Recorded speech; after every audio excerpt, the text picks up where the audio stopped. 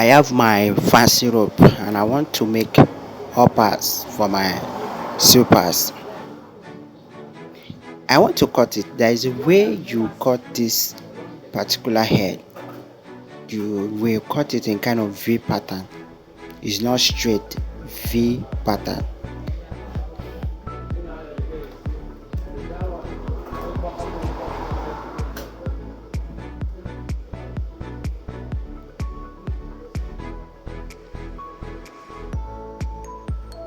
Hope you can see now that it's just like V. That's how you can cut it, and the same thing goes to the other side. You cut it, you place it, you make, when you are doing it, you make sure that the both is very equal. Then you cut it, you cut the V pattern. Take note, it's not straight, it's V. You cut it V. Look at it here, it's V. Yeah.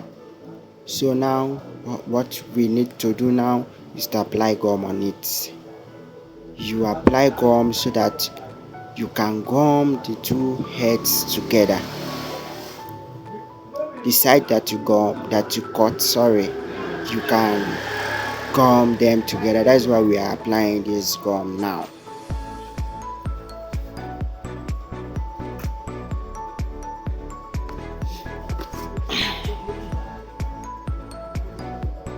Then after applying the gum, we keep it to dry.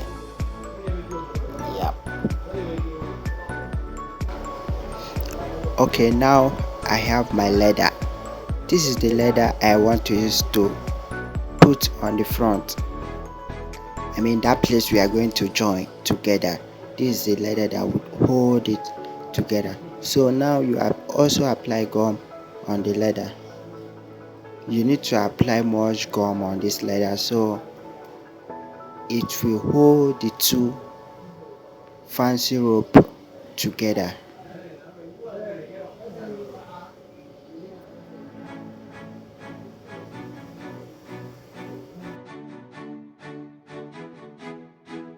After that, you keep it to dry again.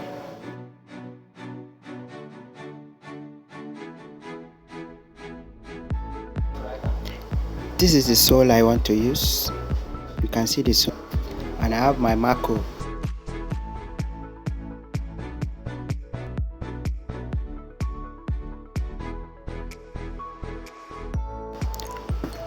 On this very way, some people do use marker to mark it. Some do use pen, some do use chalk. But me, I like using pen, or I use my hammer to bring out the center shape. But I like using my hammer mostly because it brings out the center shape at once. Using the hammer to bring out your center shape, you keep it on the Mako and you knock it. Keeping it on the Mako, you make sure that it does not move from the point you are knocking it from, and you knock it at the side. You knock it at the side round. You can see I'm knocking it at the side. You knock it at the side using your hammer to bring out the center shape from the Mako. Before we continue, make sure you subscribe and click on the bell by the side to get notified on every of our new updates. And you can see the line now that the inner shape I've just shown is for you to cut it and follow the inner shape.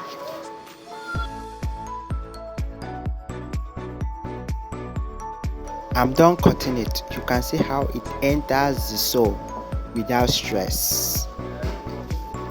And this is our uppers. It has dry. We have to gum it together. Remember, it's a V shape you cut, and I use the leather I cut out to put under. I put it under a little and I bring out the long side of it and gum it at the top. That's the top. The same thing goes to the other side. You bring the V shape together, you gum it. Remember, we apply gum on it. You gum it and you put it and bring out the long one at the top and gum it. Now you can see this is the front side, and we also have the back side. This is the back side. This is the back side. On this back side is very rough, so I have to apply gum and use a little leather to cover it to look more beautiful and attractive to customers. And this is my inner shape, the sole inner shape. So I'm applying gum on it. I want to use my leather, my black leather, to cover it around and fold it. I guess you know what I mean. So you have to also apply gum to the leather too. Hope you have seen that I've gummed the marco on the leather. Now I'm applying gum on the back to fold it round.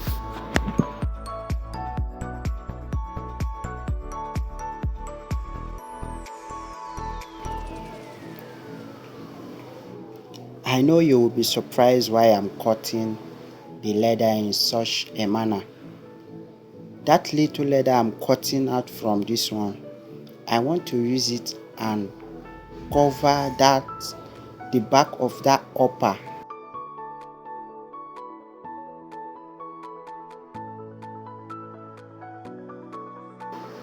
Okay, that is it. So I have cut out the pieces of the leather, the black leather. That is what I'm using to cover the back of these uppers. You can see now, covering the back of these uppers, it makes the work fine and presentable. You can see also the same thing goes to the other side. Cover it very well. You make it very fine. You make it smooth. You can see it's better than the way it was before. You can see that it's very smooth now. It's fine. Now what you do, you now sew it round. Okay, that is it now. This is the uppers. Sorry guys that I didn't show you guys how I sew it, but I have sewed it. I have sewed the head, the leather I use. You can see a thread mark on it. I have sewed it. So now I apply gum after sewing it. So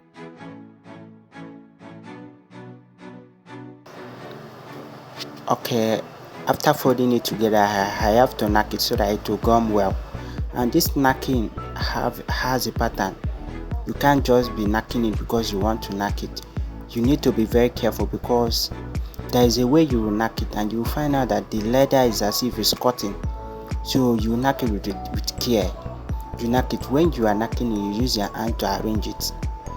When knacking it, you use your hands to arrange it. You can see I'm using my hands to arrange it.